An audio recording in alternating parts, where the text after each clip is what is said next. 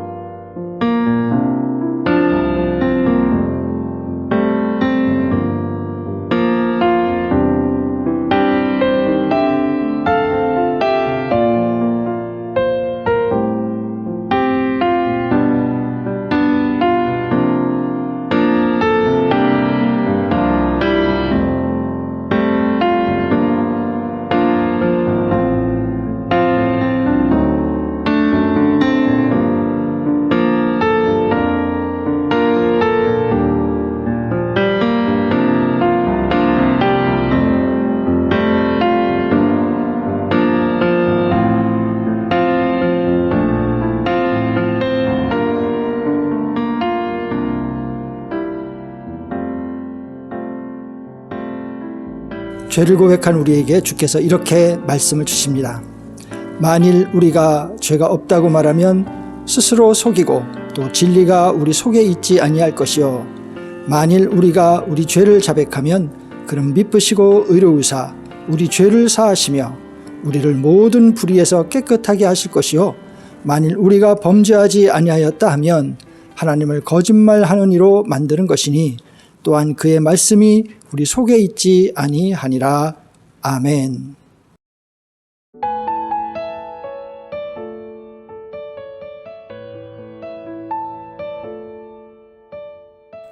하나님 아버지의 높고 귀하신 은혜와 사랑 감사드리며 당신의 이름을 찬양합니다.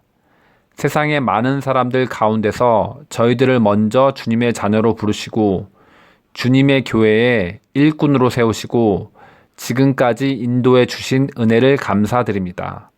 오늘 이 시간도 주님의 백성들이 하나님께 예배 드리기 위해 나왔습니다. 저희의 예배가 신령과 진정으로 드려지는 거룩한 산 제사가 되도록 성령께서 인도하여 주옵소서.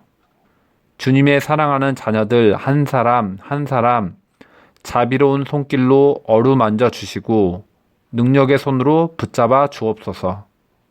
낙심한 자들에게 위로와 용기를 주시고 상처받은 영혼들은 치료해 주소서. 삶의 여정에서 지치고 쓰러진 자들을 일으켜 세우시고 소망의 주님을 바라보고 새 힘을 얻게 해 주소서.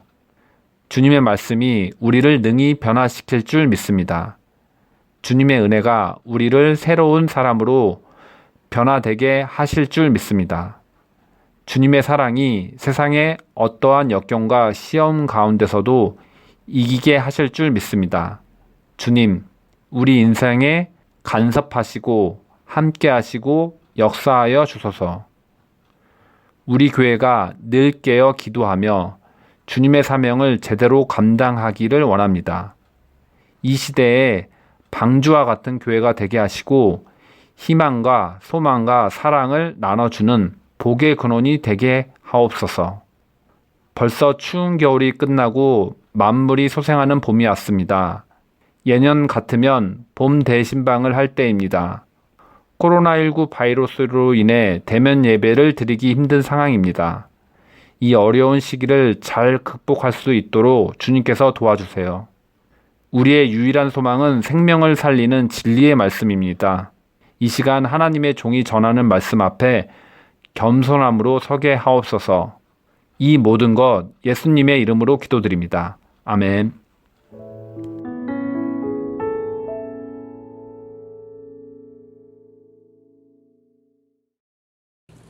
다 같이 주기도문 하시겠습니다. 하늘에 계신 우리 아버지, 아버지의 이름을 거룩하게 하시며 아버지의 나라가 오게 하시며 아버지의 뜻이 하늘에서와 같이 땅에서도 이루어지게 하소서. 오늘 우리에게 일용할 양식을 주시고 우리가 우리에게 잘못한 사람을 용서하여 준 것 같이 우리 죄를 용서하여 주시고 우리를 시험에 빠지지 않게 하시고 악에서 구하소서. 나라와 권능과 영광이 영원히 아버지의 것입니다. 아멘. 이번 주 우리에게 주신 하나님의 말씀은 구약성경 시편 4편 1편에 있는 말씀입니다. 제가 봉독해 드릴 때 주의 음성을 여러분 마음에 들으실 수 있기를 바랍니다. 1절입니다. 내 의의 하나님이여 내가 부를 때에 응답하소서. 곤란 중에 나를 너그럽게 하셨사오니 내게 은혜를 베푸사 나의 기도를 들으소서. 아멘. 오늘 주신 말씀을 가지고 곤란 중의 기도라는 제목으로 함께 말씀을 나누겠습니다. 우리가 살아가다 보면 이 앞뒤가 꽉 막힌 그런 정말 절박한 때를 만날 때가 있습니다. 피하고 싶고 숨고 싶고 그렇지만 피할 수도 없고 또 숨을 수도 없는 그런 상황에 부딪힐 때가 있다는 것이죠. 심지어는 그래서 때로는 정말 삶은 포기하고 싶다 이런 충동을 느끼게 되는 바로 이제 그런 때입니다. 어떤 목사님이 한 분 계셨습니다. 충남 부여태생인 이분이 대전고등학교를 나와서 몇 차례 이 서울대를 지원했다가 떨어지고 말았습니다. 제법 공부를 잘해서 주변의 기대를 한 몸에 모으던 학생이었던지라 몇 번의 실패 끝에 주변 사람들 보기에 너무 창피해지는 이제 그런 상황이 되고 말았습니다. 자, 이렇게 몇 차례 이 낙방을 하다 보니까 점차로 삶의 의욕을 잃어버리게 되고 종국에 가서는 정말 살고 싶은 이유 자체를 잃어버리게 되고 말았습니다. 급기야는 유서 한 장을 품고 산으로 올라가는 그런 선택을 하고 말았습니다. 죽으러 간 것이죠. 적당한 이제 나무를 찾기로 했는데요. 비슷한 사람들끼리 잘 모인다고 자살을 기도하고 있는 또 다른 사람을 그 근처에서 목도를 하게 됐다고 합니다. 자신도 죽을 생각을 하고 그 자리에 간 것인데 또 막상 죽으려는 사람, 또 다른 사람을 보니까 마음이 이상하게도 그 사람이 죽는 것을 막고 싶어졌다는 것이죠. 그래서 급히 달려가서 죽으려는 사람을 타일렀다고 합니다. 그런데 참 신기하게도 몇 마디 하지 않았는데도 불구하고 용기를 가지라 하는 그 말에 그 죽으려던 사람이 용기를 가지게 되었고 그래서 자살을 포기하게 됐다고 합니다. 그리고 덕분에 그 사람만 살게 된 것이 아니라 또 이 모습을 본 이분도 그 사람과 함께 산을 내려오게 되었다는 것이죠. 자, 이제 이런 일 후에 시간이 흘러서 이분은 주님의 부름을 받아서 목사가 되었고, 그렇죠? 또 많은 시리에 빠진 사람들에게 삶의 소망을 주는 그런 삶을 살게 되었다 하는 그런 참 재미있는 간증입니다. 자, 여러분 이렇게 들으면은요, 참 신기하고 극적인 인생이구나, 그렇죠? 그런 우리가 생각이 듭니다. 참 신기하다, 참 극적인 인생이구나. 근데 여러분 사실 막상 우리가 이 성경의 위인들을 찾아보면 바로 이 목사님과 같이 절망 중에서 새로운 소망을 찾은 그런 인물들을 우리가 많이 찾아볼 수가 있습니다. 그렇습니다. 자, 생각해보면요, 여러분이 잘 아시는 야곱에서 형이죠. 형에게서 이 도망치던 도중에서 베델에게서 노숙을 하다가 하늘에 닿는 사다리의 완성을 보게 됐죠. 그래서 그곳 이름을 우리가 잘 아는 베델이라고 부르게 됩니다. 그리고 그 후에 우리가 잘 아는 그 이스라엘이라는 이름을 얻는 이제 그런 사람이 되고 믿음의 조상 중에 하나가 됐습니다. 자, 요셉 역시 억울한 누명을 쓰고 옥살이를 하던 이제 그런 사람이었죠. 예, 야곱의 아들 요셉. 그러다가 극적으로 이집트의 총리 대신이 되는 그런 인생을 살게 됐습니다. 참 극적이고 신기한 인생이죠. 자, 뿐만 아니라 오늘 읽은 이 시편 말씀의 주인공인 다윗 역시 아무런 죄 없이 사울 왕의 핍박을 받으며 숨어 살다가 마침내 뭐가 됐습니까? 그렇습니다. 이스라엘의 왕이 된 그런 인물입니다. 그래서 오늘 읽은 말씀은 그 와중에 다윗이 이 난처한 지경에 빠졌을 때 다윗이 하나님께 드린 기도의 일부분입니다. 그래서 읽어보면요, 정말 절절한 그의 마음을 느낄 수가 있습니다. 노래로 만든, 그래서 우리가 시편이라고 부르기도 하죠. 자, 1절인데요. 우리 같이 함께 읽어보겠습니다. 내 의의 하나님이여, 내가 부를 때에 응답하소서. 곤란 중에 나를 너그럽게 하셨사오니 내게 은혜를 베푸사 나의 기도를 들으소서. 네. 자, 이 말씀을 표준 제목으로 들어보면 더욱더 깊이 이 다윗의 마음을 느낄 수가 있습니다.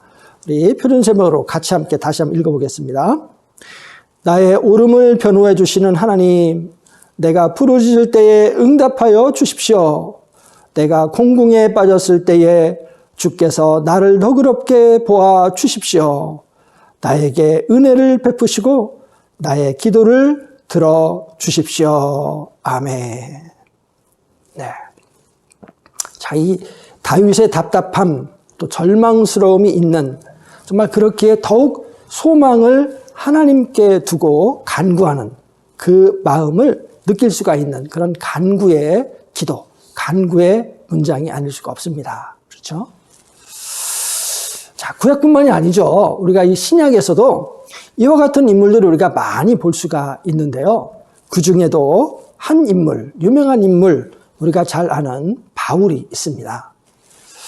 한 번은 이 바울이 이 소아시아를 전도하다가 아주 큰 곤란에 빠지게 됩니다. 아시아로 가려고 하는 이 전도의 길이 완전히 막혀버린 것이죠.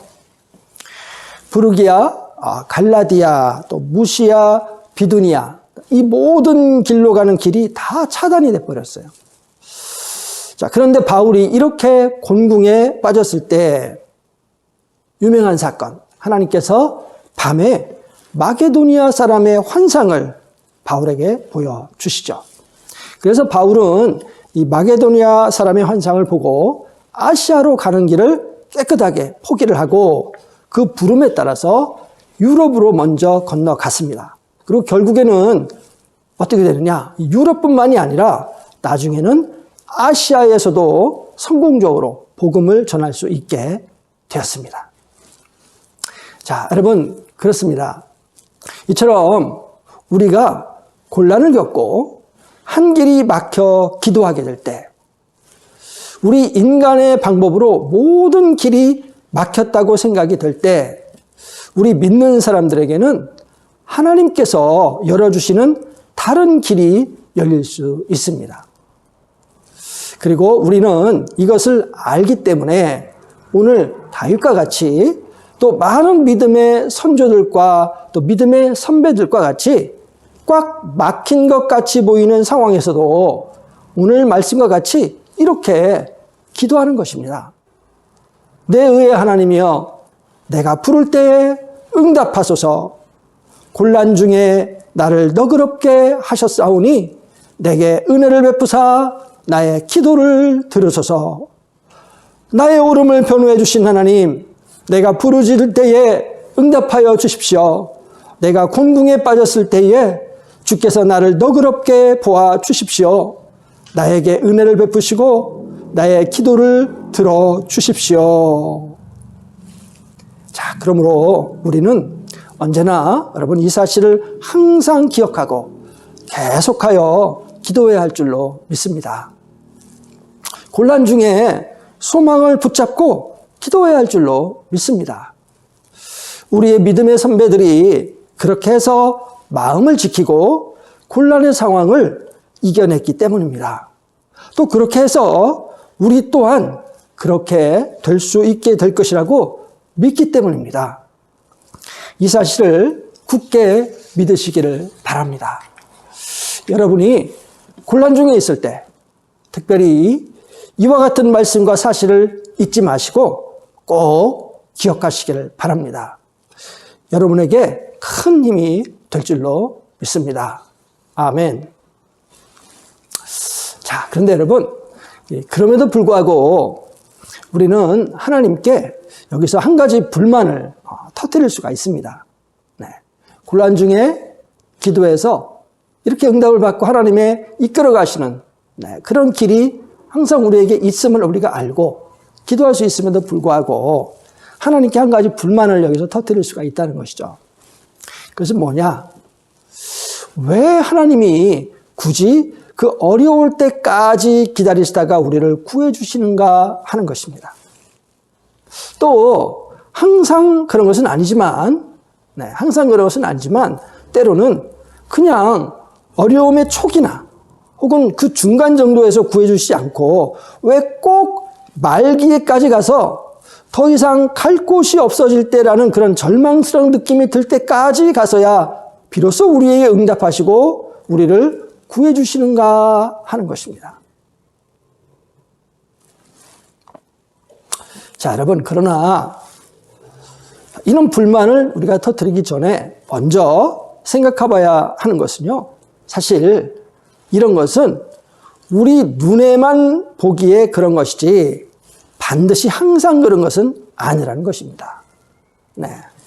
즉, 우리 눈에만 지금의 어려움이 말기의 어려움, 끝까지 간 어려움 같이 보이지 실제로는 그 시기가 어려움의 끝이다 이렇게 말할 수 없다 하는 것이에요. 여러분, 실제로요, 함부로 지금이 가장 어려울 때 또는 가장 힘들 때라고 단정 지을 수 없다는 것은요, 우리가 시간이 가봐야 사실은 알 수 있습니다. 지금은 가장 어려울 때 같잖아요. 근데 시간이 가보면 그렇지 않다는 걸 그때서야 알 수가 있어요. 그러니 여러분, 일단 그냥 초기나 중기 정도의 그런 어려움에서 우리를 구해주지 않고 왜 꼭 말기까지 가서 더 이상 갈 곳이 없어질 때에 가서 우리에게 응답하시고 구해주시는가, 이런 관점은 사실 그 누구도 그렇게 장담할 수 없는 그런 관점이다 하는 것이에요. 자, 오히려 응답해 주시는 지금이, 바로 지금이 항상 가장 좋은 시점이라는 사실을 우리가 인정하고 인식하는 것이 더 중요한, 이게 더 중요하다는 거예요. 그러니까 여러분, 단순히 제가 이 비유를 한번 드자면요, 예를 들어서 내가 지금 돈을 10,000원을 잃어버렸어요. 근데 10,000원을 잃어버렸을 때 내가 도움을 받았습니다. 근데 5,000원을 잃어버렸을 때 도움을 받았다면 사실은 더 좋았겠죠. 그렇죠? 네. 내가 10,000원을 잃어버렸을 때 도움을 받았는데 근데 5,000원을 잃어버렸다면 그때 도움을 받았다면 내가 더 좋았겠죠. 그러면서 여러분 생각해 보면 나는요, 10,000원이 아니라 20,000원도 사실 잃어버릴 수 있고 50,000원도 잃어버릴 수도 있었어요. 그리고 20,000원이나 50,000원을 잃어버렸을 때도 도움을 받을 수도 있었어요. 그렇지 않아요? 네. 그런 것입니다. 이게 되죠. 그렇죠? 네. 그래서 여러분, 성도 여러분, 하나님은 우리가 가장 어려울 때 응답하시는가와 같은 그런 원망은 사실은요, 어리석은 질문이에요. 그저 쓸데없는 생각입니다. 하나님은 여러분 절대로 가장 어려울 때까지 기다리시다가 도와주신 것이 아니라는 것을 여러분 일단 우리가 이해해야 돼요. 제일 중요한 건 가장 어려울 때까지가 아니라 가장 적절할 때 도와주신다는 거예요. 그게 중요한 것입니다. 그게 우리의 포인트예요. 그래서 하나님의 때에 우리를 도우신다는 것을 기억하시길 바랍니다. 하나님의 때에 우리를 도우신다. 이게 중요한 거예요.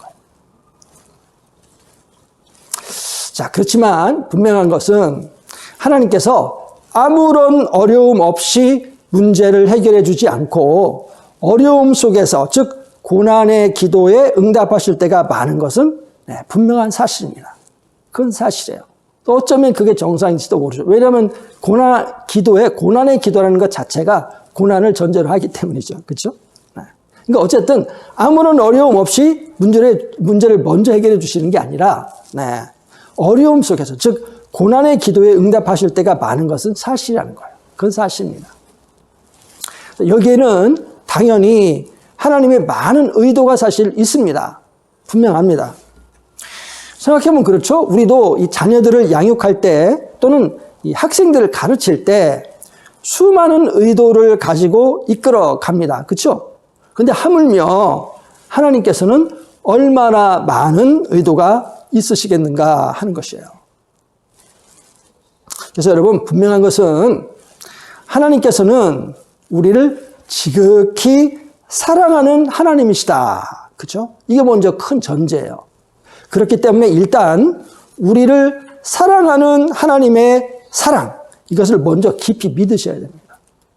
이걸 먼저 믿으셔야 돼요. 그래서 이 사랑을 전제로 해서 곤란 중에 하는 기도에 응답하시는 하나님의 의도 중에 하나를 우리가 생각해 볼 필요가 있어요. 먼저 이걸 믿으셔야 돼요. 우리를 사랑하시는구나. 그렇죠? 그래서 이것을 전제로 해서 곤란 중에 기도에 응답하시는 이유, 여러 가지가 있지만 그 중에 하나를 오늘 생각해 보자면 바로 그게 뭐냐? 겸손입니다. 겸손. 제가 항상 말씀드린 것 중에 하나죠. 겸손. 우리로 하여금 겸손케 하려 하는 것입니다. 왜 곤란 중에 기도케 하느냐? 왜 기도하고 그때 응답해 주시느냐? 여러 이유가 있지만 오늘 우리가 함께 생각해 보는 것, 겸손케 하라는 것, 그것이 이유라는 것이에요. 자, 우리가 이렇게 얻어진 겸손을 통하여 하나님이 주시는 영원한 생명을 얻을 수 있게 되기 때문입니다. 할렐루야. 그렇습니다. 또 그 겸손할 때 비로소 우리는 참으로 강해지고, 진실로 강해진다는 것이죠. 또 참으로 능력이 있게 되기 때문이에요. 그래서 이 능력, 이 강함으로 사단과 싸우게 되고 또 나 자신과 싸울 수 있게 되고 또 세상과 싸워 이길 수 있는 힘이 생기고 나가서 이 세상을 변화시킬 수 있게 되기 때문이라는 것입니다. 자, 이런 겸손을 얻게 되기 위해서 필요한 것이 있다는 거예요. 이게 바로 뭐냐? 먼저 깨달아야 되는 것, 자기의 무기력함을 깨달아야 돼요. 그래야 하나님을 의지하니까요. 이게 중요한 것이죠.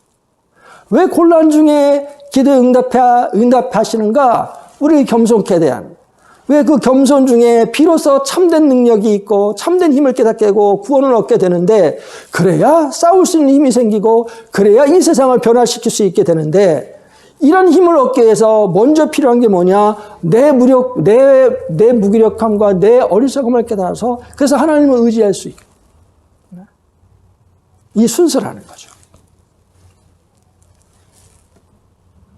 여러분, 사람이 그렇잖아요. 나의 어리석음과 나의 무기력함을 깨닫기 전에는 사람은 겸손해지지 않기 때문에 그래요. 혹은 거짓 겸손이. 우리 인간은 이 거짓이 항상 몸에 배이는 때가 많아요. 그렇죠?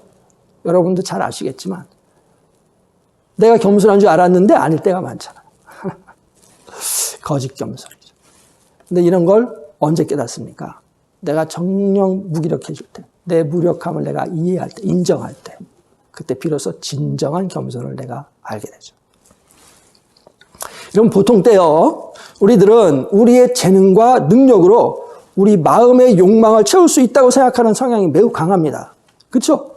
우리 능력, 우리 재능, 그걸로 내 마음의 욕망 채울 수 있어. 이렇게 생각하는 경향이 매우 강하다는 거예요. 그래서 여러분 잘 관찰해 보시면은 무의식 중에 이런 생각을 가지고 행동하는 걸 우리가 많이 볼 수 있어요. 그러나 여러분 사실 우리의 무능력함은 한두 가지가 아닙니다. 뭐가 그렇게 많냐고요? 한번 잘 생각해 보세요. 가장 기본적인 것을 살펴보자면 여러분, 우리가 태어날 때, 여러분이 태어날 자체, 여러분 마음대로 할 수 있는 게 뭐가 있습니까? 태어나는 거예요. 자, 여러분의 성별, 남자, 여자로 태어나는 것, 마음대로 하셨나요? 제가 남자로 태어난 것, 제 마음대로 되었나요? 아닙니다. 여러분 한국 사람으로 태어난 것, 마음대로 되었나요? 아닙니다. 육체의 조건은요, 키가 크고, 작고, 힘이 세고, 약하고, 마음대로 하셨나요? 아닙니다. 여러분, 이런 가장 기본적인 것까지도 우리는 사실 우리 마음대로 할 수가 없었습니다. 현대의학이 매우 눈부시게 발전하고 있고 또 과학의 발달이 굉장히 눈부신 건 사실이지만 아직까지도 가장 기본적인 이 죽음에 대해서는 모든 인간이 아직까지도 무기력하죠. 죽음의 원인이 되는 죄에 대해서는 더 말할 것도 없습니다. 자, 여러분, 이렇게 인간의 무기력함이 많지만 보통 우리는 한두 가지에 만족하면 우리의 무기력함을 알지 못하고 깨닫지 못하기 때문에 하나님께서는 아주 철저하게 여러 가지 방법으로 우리의 무기력함을 깨우쳐 주시려고 하는 것이죠. 그리고 이런 무기력함을 통해서 겸손함, 진실한 겸손함을 배우도록 만들어 주시는 것입니다. 절망에 빠져서 무기력한 삶을 살아가도록 하는 것, 이것이 하나님의 뜻은 아니에요, 여러분. 여기서 오해하지 말아야 되죠. 그렇죠? 야, 무기력해져라, 절망에 빠져라, 이게 하나님의 뜻은 아니라는 거예요. 절대로. 그렇죠? 그러니까 이 사실을 먼저 우리가 확실하게 해두는 게 좋겠습니다. 다시 한 말씀드리지만 하나님께서 우리의 무기력함을 깨우쳐 주시는 이유는 겸손케 돼서 하나님이 주시는 영원한 생명을 얻게 하기 위해서요. 반대로. 무기력해져가 아니라 겸손케 되어 영원한 생명을 얻어라. 그죠? 그리해서 우리가 정말로 강해지고 진실로 능력 있게 되어 사단과 싸우고 나 자신과 싸우고 세상과 싸워 이길 수 있게 되고 나아가 이 세상을 변화시킬 수 있게 되어라 하는 것입니다. 한 목사님이 계셨어요. 별명이요, 움직이는 병동이었다고 합니다. 네, 움직이는 병동. 그래서 이분이 38살 되었을 때에 죄송하지만 40세를 넘기기 힘들겠습니다라는 그런 선고를 받으셨다고 그래요. 참 마음이 어떠했을지 공감이 가죠. 38살 때 40세를 넘기 힘드시겠어요. 심장이 좋지가 않아서 조그만한 비탈길을 올라가다 보면 숨이 차서 정말 심장이 터질 듯한 그런 고통을 겪으셨다고 그래요. 자, 그러다 보니까 몸뿐만이 아니겠죠. 마음까지도 병이 들게 됐습니다. 그래서 그런 와중에도 목사이니까, 그럴 때는 목사가 좋은 것 같아요. 목사이니까 열심히 성경은 읽으셨대요. 기도도 했습니다. 그러는 어느 날 산책을 하러 숲속을 거니다가 그런데 역시 숨이 차서 통나무에 걸터 앉았어요. 그리고는 기도를 했대요. 간절한 기도? 아니요. 넋두리 같은 기도를 했대요. 이해가 돼요, 저는. 넋두리 같은 기도를 했대요. 주님, 나는 무능력합니다. 주님, 능력이 필요해요. 네, 넋두리요. 주님, 나는 무능력합니다. 주님, 나는 능력이 필요해요. 네. 주님, 나는 무능력합니다. 주님, 나는 능력이 필요해요. 그런데요, 이렇게 그냥 넋두리처럼 기도를 드리고 있는 동안에 마음에 뭔가가 부딪혀왔대요. 네. 그 뭔가가 저는 모르겠지만 그분의 간증이 그래요. 뭔가가 부딪혀왔답니다. 그리고는 뭔가가 변화가 생겼대요. 그 후에 그의 병이 어떻게 나았는지는 아무도 모릅니다. 분명한 것은 40세를 넘기지 못하리라 하는 그가 76세까지 강건하게 살면서 지칠 줄 모르는 목회 활동을 하다가 그 나이에 하나님 품으로 가셨다고 합니다. 할렐루야. 네. 여러분, 사실요, 이런 일들은 우리 목사들에겐 자주 일어나는 일 중에 하나입니다. 이제 이런 일이라고 말하는 거는요, 이렇게 건강이 안 좋다가 70년까지 살았다, 이런 일이 아니라 이런 일이에요. 내가 할 수 있다고 자신감을 가지고 덤빌 때는요, 정말 이런 일이 많아요. 내가 할 수 있다고, 할 수 있을 것 같다, 자신감을 가지고 막 덤빕니다. 근데 막상 해보면은요, 잘 될 것 같은 일들이 잘 안 돼요. 신기하죠? 그런데요, 거꾸로 잘 되지 않을 것 같아요. 그래서 더욱 겸손하게 하나님의 손을 의지하고 하다 보면 이 잘 되지 않을 것 같은 일들이 그냥 잘 되는 거예요. 근데 어디선가 손이 있고 어디선가 도움이 있어요. 그냥 되는 거예요. 신기하죠? 네, 바로 이런 일입니다. 신기한 일인데 정말 이런 일을 목회를 하다 보면 경험하게 됩니다. 이런 일이 이제 반복되다 보면 저절로 더욱 겸손하게 되고요.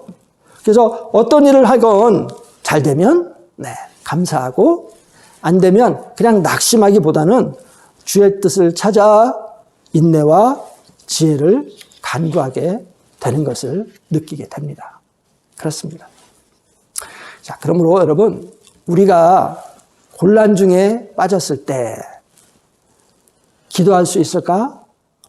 이런 의심이 들게 되는 그런 순간에 더 이상 더 나빠질까? 더 나빠질 게 있을까? 정말 그런 나빠질 것도 없을 것 같은 상황이라고 생각이 들 때, 그러한 때 그 모든 판단은 여러분 그냥 주께 맡기고, 더 판단해봤자 소용도 없잖아요. 그러니까 그냥 그건 주께 맡기고, 저와 여러분은 주님, 이 시간 저는 주님의 능력이 필요합니다. 지금까지 지내온 것 주님의 크신 은혜이었사오니 앞으로도 주님의 은혜로 인도해 주시옵소서라고 고백하며 여러분 주님께 나가실 수 있기를 바랍니다. 주님, 이 시간 저는 주님의 은혜가 필요하고 주님의 능력이 필요합니다. 지금까지 지내온 것 주님의 은혜이었사오니 앞으로도 주님의 은혜로 인도해 주시옵소서. 여러분, 이 곤란 중에 드리는 기도에 주님께서 응답해 주시리라 믿습니다. 이 시간 곤란 중에 있는 성도가 있다면 응답하실 주님을 믿고 저와 함께 다윗의 기도를 함께 드려보십시다. 함께 기도해 보겠습니다. 1절입니다. 내 의의 하나님이여, 내가 부를 때 응답하소서. 곤란 중에 나를 너그럽게 하셨사오니 내게 은혜를 베푸사 나의 기도를 들으소서. 나의 오름을 변호해 주시는 하나님, 내가 부르짖을 때에 응답하여 주십시오. 내가 곤궁에 빠졌을 때에 주께서 나를 너그럽게 보아 주십시오. 나에게 은혜를 베푸시고 나의 기도를 들어 주십시오. 아멘. 다 같이 찬송하겠습니다. 찬송가 301장 지금까지 지내온 것 함께 찬송하겠습니다.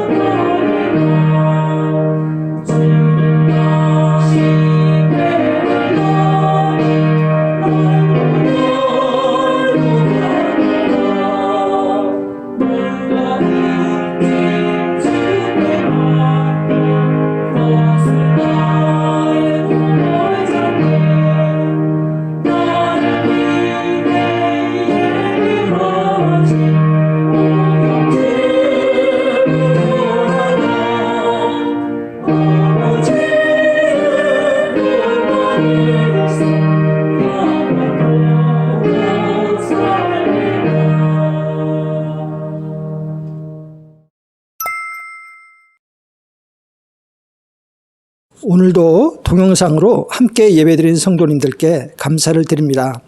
기도로 참여해 주시고 동영상 예배를 준비해 주신 성도님들께 감사드립니다. 함께 만나 교제를 나누는 그날까지 비록 얼굴은 보지 못하지만 기도함으로 서로 사랑을 나눌 수 있기를 바랍니다. 다음 주일 3월 28일 예배도 동영상 예배로 드립니다. 11조와 감사헌금을 보내주신 성도님들께 감사를 드립니다. 기도와 함께 큰 힘이 되고 있습니다.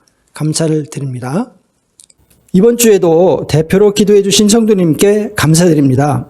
오는 주일을 위해 연락받으시는 성도님께서도 기도를 녹음하여 보내주시기를 부탁드리겠습니다.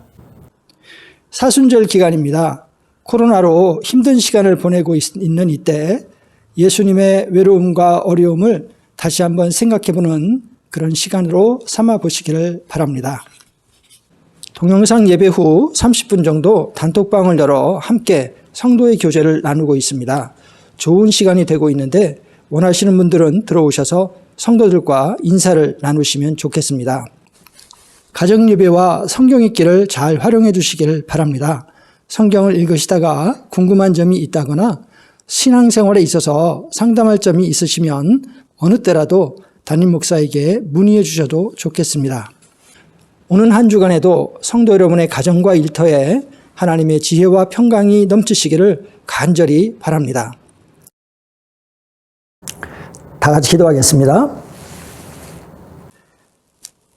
이제는 우리 주 예수 그리스도의 은혜와 하나님 아버지의 무한한 사랑하심과 성령 하나님의 교통하시고 인도하심이 주님, 곤란 중에도 들으시는 주님을 믿사오니 낙심하지 않게 하시고 겸손한 마음으로 소망을 품고 주께 기도하여 승리하게 도와주시옵소서 고백하는 사랑하는 모든 성도들 머리 위에 지금부터 영원까지 함께 하시기를 간절히 축원하옵나이다. 아멘.